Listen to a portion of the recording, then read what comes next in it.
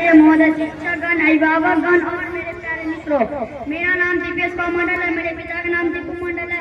मैं little star international school Akbarpur bank का कक्षा 14 छात्रों मैं हादी चोला बेलधुआ का निवासी। जैसा कि हम सभी जानते हैं कि हम अपने राष्ट्र के विशेष अवसर पर एकत्रित हुए जिसे भारत का गणतंत्र दिवस कहा जाता है। मैं आपके सामने श्री पंडित जवाहरलाल नेहरू के बारे में एक भाषण देना चाहता हूँ।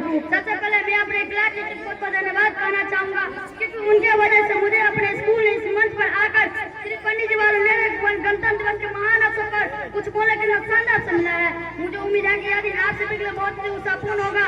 इस विशेष दिन पर शुरू करने से पहले मैं सबसे पहले यहाँ उपस्थित सभी लोगों को इस आयोजन को सफल बनाने और सर्वोत्तम संभव से योगदान देने के लिए हार्दिक धन्यवाद देना चाहता हूँ।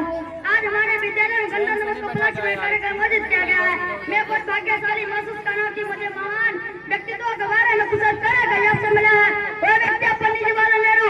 आज के कार्यक्रमों की शुरुआत करने से पहले मैंने भारत का हमारे महान राष्ट्रीय नेताओं में से एक बड़े संक्षिप्त भाषण देना उचित समझा। और सबसे बड़ा नाम जो मेरे माया हुआ है वो तो स्वतंत्र भारत का हमारे पहले प्रधानमंत्री यानी जवाहरलाल नेहरू। मुझे पता है उन्हें किसी परिचय सकता नहीं है क्योंकि भारत का स्वतंत्रता संग्राम के महान योगदान ने अमर बना दिया और यही कारण की वे भारत दिन में रहते हैं। 14 नवंबर 1889 को जन्मे जवाहरलाल नेहरू भारत का स्वतंत्रता संग्राम और राजनीति में भी एक प्रमुख व्यक्ति थे। वे 1947 में हमारे देश के शासक प्रमुख बने और वर्ष 1964 में मृत्यु का शोषण करते रहे। उन्हें समकालीन भारतीय राष्ट्रीय राज्य का मत माना जाता है। एक धर्मनिरपेक्ष समाजवादी संप्रभु लोकतांत्रिक गणराज्य। दिलचस्प बात है कि उन्हें कई नामों से संबोधित किया जाता है जैसे कश्मीर पंडित समुदाय जवाहरलाल कारण पंडित नेहरू बच्चन को शुद्ध प्रेम के कारण चाहता नेहरू। उनका जन्म एक संपूर्ण परिवार हुआ था जहाँ उनके पिता मोतीलाल नेहरू एक प्रसिद्ध वकील होने के साथ एक राष्ट्रवादी नेता भी थे और उनके मां बिना सरसुरा नेहरू है।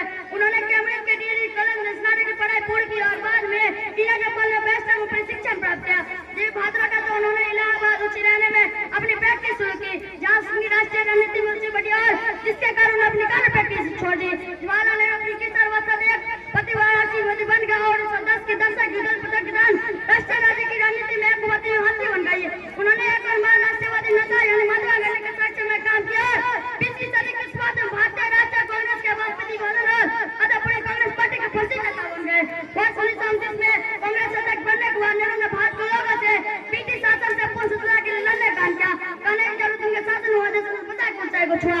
स्वतंत्र भारत का हमारे पहले राष्ट्रपति डॉक्टर राजेंद्र प्रसाद ने एक बार जवाहरलाल नेहरू के बारे में कहा था पंडित जी ने नेतृत्व देश को आगे बढ़ाया। एक महान नेता होने के अलावा एक महान वक्त और लेखक भी थे। उन्होंने कई किताबों लिखी जैसे भारत की खोज, विश्व इतिहास की झलकियां, आत्मकथा, स्वतंत्रता की ओर, विकास की बेटों को बाधा दी। उन्हें बच्चों से बात करते और बच्चों पर अनेक कर देखते हुए इस दिन को भारत दिवस मनाया जाता है। उन्हें पंडित नेहरू चाचा जैसे कई नामों से जाना जाता है। बच्चों को पता है के कारण उन्हें चाचा के नाम से जाना जाता है। उन्हें भारत की विदेश नीति और शिक्षा नीति जैसे कुछ सबसे सुपर नीति स्थापना की। वो व्यक्ति जिन्होंने भारत की स्वतंत्रता की पूर्व संध्या पर संसद में भारतीय संविधान सभा में भागी की प्रयासी नाम भाषण दिया था। उनका जन्म 14 नवंबर 1889 को ब्रिटिश भारत के इलाहाबाद में हुआ था।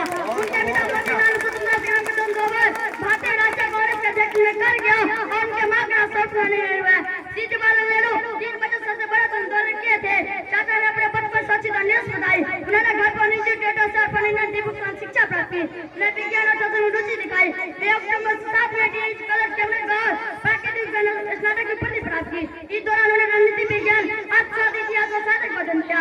अपनी डिग्री पूरी करने के बाद वे 1910 में नेपाल में कहानी की पढ़ाई के लिए लंदन चले गए। वे 1912 में भारत लौटा और इलाहाबाद उच्च न्यायालय में एक वकील को नामांकन कराया। हालांकि उन्होंने राष्ट्रीय राजनीति में रुचि विकसित की थी लेकिन इसने कानून की भागीदारी को राजनीति बोल दिया। वो कांग्रेस नागरिक अधिकार के लिए काम करने के लिए सहमत हुए।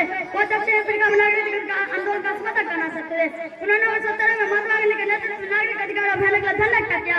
एक नागरिक ग्रुप में अपने जीवन के बाद स्वतंत्रता से भारत में बड़े आंदोलन कर सकते जैसे हम सहयोग आंदोलन से 20 आदि। उन्होंने 1921 में सरकार विरोधी गतिविधियों के गिरफ्तार किया गया था और कुछ महीनों में लिया गया था। उन्होंने 1916 में कमला को शादी की उनकी एक बेटी जिसका नाम इंदिरा था और बाद 1942 में फिरोज गांधी की शादी हुई। 17 में 1914 में उनकी मृत्यु हो गई और ऐसा माना जाता है कि उसके बाद दिल का दौरा पड़ने से मृत्यु हो गई।